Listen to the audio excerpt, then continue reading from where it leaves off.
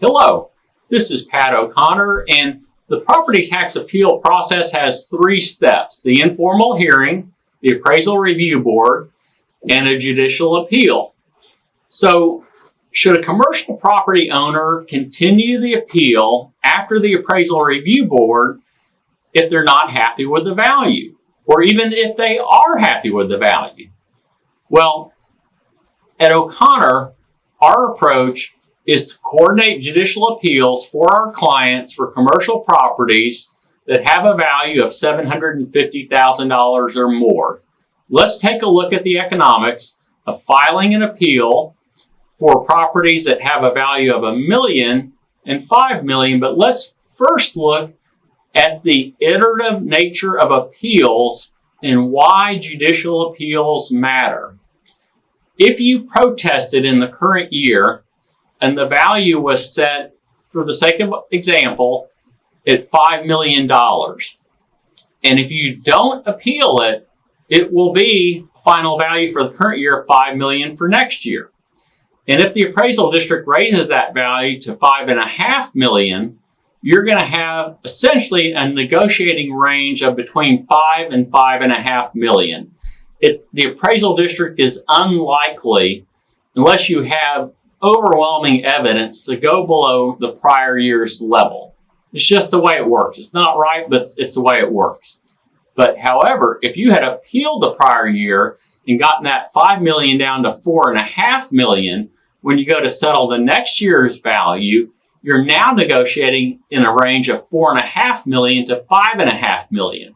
So if you end up slightly higher than the prior year's value, maybe you're at 4.6 or 4.7, which is a lot better than 5.1 or 5.2. So let's look at the economics of property tax appeals for a property valued at $1 million and a property valued at $5 million. And in both cases, we're assuming a 10% reduction. So on the $1 million property, the filing fee would be about $300.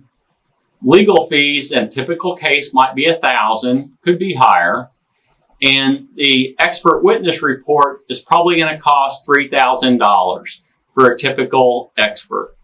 So we're looking at tax savings of about $2,600 based on a $1 million property and a 10% reduction, or $100,000 in taxable reduction, and a 2.6% tax rate. That's $2,600. And the fees that we're looking at incurring are $300 for the filing fee, $1,000 for the attorney, and $3,000 for the expert report. So we're looking at total costs of $4,300 for a potential tax savings of $2,600. Keep in mind, there's no guarantees when filing a judicial appeal that it will be successful. So most people would not take that bet. They would not pursue a judicial appeal if the outlook was tax savings of $2,600 versus fees of $4,300. But there are benefits other than the current year savings of getting that current year value down for negotiating the next year's value. Now, secondly, on the $5 million property, it's much easier to make that decision. So we're looking at a 10% reduction on $5 million, which is a $500,000 assessment reduction. At a 2.6% tax rate, that's $13,000 in tax savings. And we'll use the same data for cost. $300 for the filing fee, $1,000 for the attorney, and $3,000 for the expert report.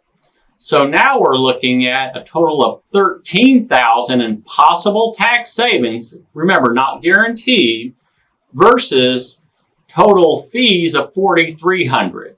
So the fees are only about 1/3 of the potential tax savings. Many more property owners would take that bet.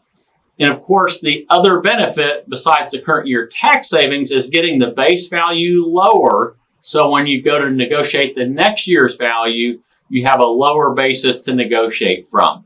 So those are the factors to consider. And for the O'Connor clients who are seeing this, Our practice is to coordinate a judicial appeal for commercial properties that have a value of $750,000 or higher in the vast majority of cases. We review them, and some cases it just doesn't make sense, but more often than not, we coordinate a judicial appeal on behalf of our commercial clients for any property that has a value of $750,000 after the ARB hearing. Thanks for watching, and I'll see you soon.